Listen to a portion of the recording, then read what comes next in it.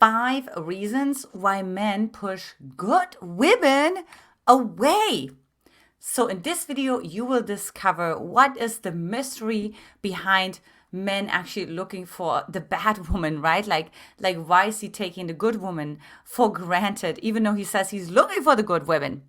Hey, I'm Antia, founder and creator of the Magnetize Your Man method. And look, this is the channel where we magnetize your man so that the man you want, desires, and pursues you forever. Of course, don't forget, like, comment, share, and subscribe for more juicy videos coming your way that help you to attract that right man for you.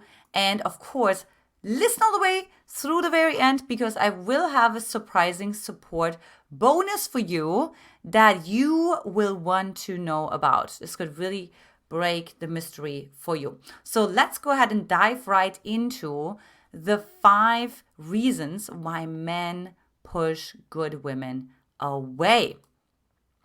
And I love those because those are things that you normally don't think about. Number 5 is imbalanced archetypes. So when I talk about archetypes, what I mean is that there are several different energies inside of a man, right? So the man has a wild man, he has like the little boy, a king, and so on. He has like many different energies. And what can happen is that some of those energies are actually in favor of a long-term relationship, right? Like he wants to have kids, he wants to build his kingdom, and so on. However, there's other archetypes inside of themselves that have not gotten the attention that he would like to get, right? So maybe he hasn't played the field enough, right? So maybe his little boy has not gotten all the attention that he desired to have, right? And this could be for many different reasons. This could be because he had to grow up really fast. As a matter of fact, back in the day when I started my journey here in the US 17 years ago, and we met those really, really powerful, successful lawyers. And, you know, they were like graduating from Yale and Harvard and Princeton and all the things. However, in their late 30s, they were behaving like 16-year-olds, right? So very clear because they were just pushing themselves and they were so strong and they were going so hard with their warrior archetype, that warrior energy, that's like worker, like hard worker, right? Like getting the A's in school, never missing like anything so that they can succeed in their career. That then finally, when they have that career, they're finally let loose, right? So this is like a really great example of imbalanced archetypes. So even though this man has like a very stable career, is very successful, actually not ready for a relationship because he hasn't activated and played like with the archetype of the inner boy. Number 4 is he's not prepared to provide. And I know what you want to say. You want to say, well, but Antia, I'm successful, right? I'm highly achieved. Like he doesn't have to necessarily worry about this every single time, but he does, right? If he sees you being like successful, being a doctor, being achieved, having your own business, you know, having your own company, all those things, right? Being a C-suite executive. And then along comes him, like maybe he reinvented himself for the 3rd time in his career, or maybe he's a spender, not a saver, right? So he needs to invest more money to actually afford a house or, right, whatever it is, you know. But he doesn't feel prepared to provide, right? He is not feeling like he's actually can be the king to the queen that you deserve. Like you're the queen, right? So you deserve a king. And he knows, look, I'm not there yet, right? And this is really interesting because that I encountered too, like several years ago before I met my husband Brody, where this particular man was not ready for that kind of commitment, right? Like he still also wanted to still have fun, but he also was still sort of like in his phase of like building his kingdom, right? Like accumulating the wealth, you know, like, and getting everything a financial foundation in place that then of course allows him to be an equal partner for you so that you actually can respect him, right? Like you see, for men, it's so important to be respected. I know it's so important for you to be respected as well, but for men specifically, right? Because from an ancestral standpoint, they are the provider, right? So if you don't respect them, it's really bad. They really encounter a really high level of shame, and that causes them to, shut down, get emasculated, lose drive, all the things. And he knows he doesn't want to put you in that position, so therefore he pushes you away. Now, number 3 should be a little bit more familiar to you if you've been following me on my channel, and that is the avoidant attachment style, right? So, the thing is with avoidant men, it's not about, like, you can be the best woman in the world. He is going to run out his pattern. And his pattern is based on, like, being scared of closeness, intimacy, right? And feeling safe when they have space, when they have some distance, when there is irregularity, when there's inconsistency, right? Why? Well, because then he doesn't feel like you rely on him and he's accountable to you. The minute he is consistent, you're now counting on that consistency, and that makes him feel trapped. This is really interesting because when my husband and I got married and we did our what we call shadow ceremony, which means admitting your deepest, darkest fears to each other and then ultimately also to the congregation, right, to your friends and families that attending, he actually said that his worst fear was to be trapped, right? And so this is the same is true with the avoidant attachment style. So when they feel, wow, things are getting really intimate, they're getting emotionally really vulnerable, right? And he starts to really share things that he normally doesn't share. And all those things, like, he starts to push you away. Because when he was a child and he wanted actually that closeness, it was not met, right? Like we always say with avoidant attachment styles, what most often happens is that the primary caregiver, which is of course most often the mom, doesn't always have to be, but most often it is, didn't give them any attention, right? So it could be like just a bland mom, like a non-emotional mom, an empathic mom, maybe somebody who was on drugs, things like that, or an overdoting mom, right? When you have an overdoting mom, then you will want the opposite because you feel so trapped. You can't make your own decisions. You're being stopped in your own agency, in your own fire, right? And of course takes away your individuality, which of course the man will not love. So there's a couple different reasons why those avoidant attachment styles actually start to form. But the fact is, if you have this avoidant attachment style, no matter how great of a woman you are, he will push you away. Now, number 2 is what I encounter the most, which is highly successful women coming to me at the top of their career, right? At the top of their business, all the things, and total catch, attractive, all the things, but yet the men are pushing them away. Why is that? Well, because they are a great girlfriend, so to say, right? They read the wish of the lips of the man, right? And they're compassionate and they're forgiving and they're all those things, right? They're maybe even great in bed, like all those things, like on all levels, right? Intellectually stimulating. However, there is an inauthenticity to it.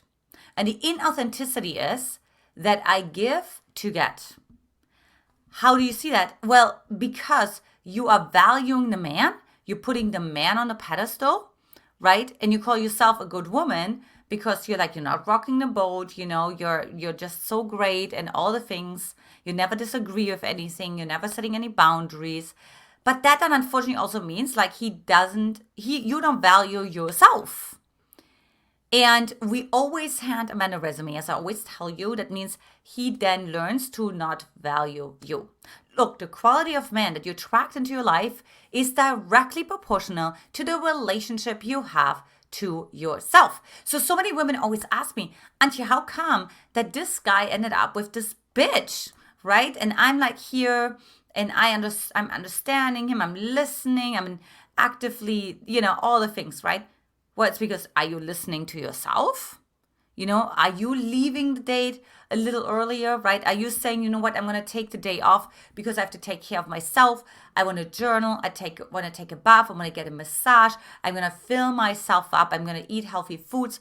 Like I'm just focusing on myself, right? Or are you the one who, when you're on the date and the man is talking so much and it comes out of your ears and you feel so drained, are you the one who's like playfully but lovingly says, hey, you know what, we could really get into this, but let me digest what you just shared. Wow, that's quite something.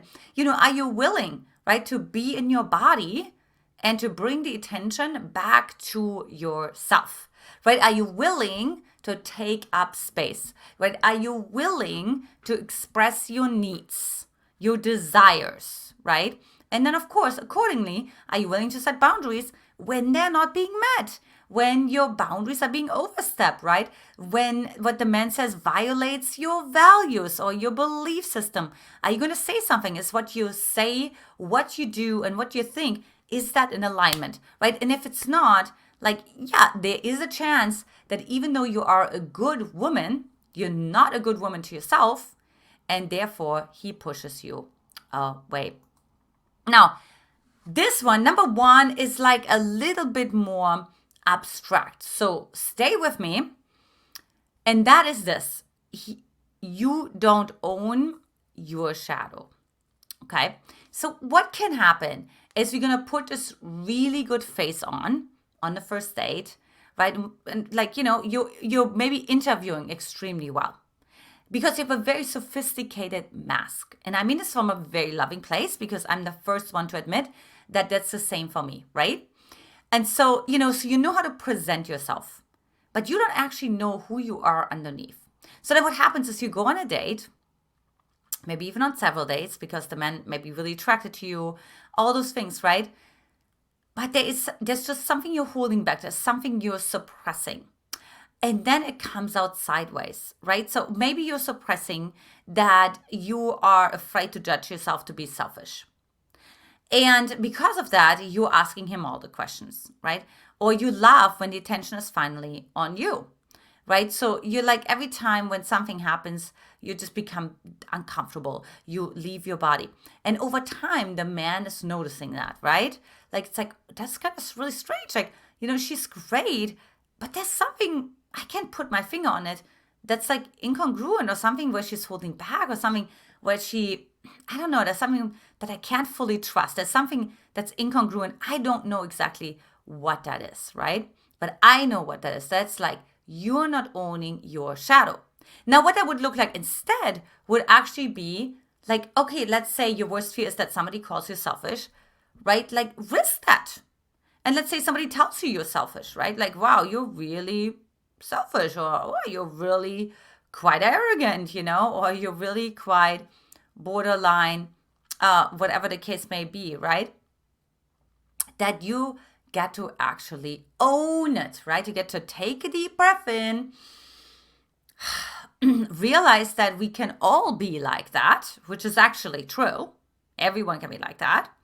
It's like, yeah, thank you for noticing. I think you acknowledge that. I appreciate that. You're very observant, whatever the case may be, and just really own it. And then what's going to happen is he may even say, you know what, like I can be sometimes a little arrogant too. You know what I mean? Because he's going to find this so refreshing, and it's going to build so much trust and authenticity and transparency that he will want to return the favor. So try this out. So before we go into my bonus, which you don't want to miss, my question to you is, why do you think women push good men away? Because, this is not just a one-way street, right? Goes both ways.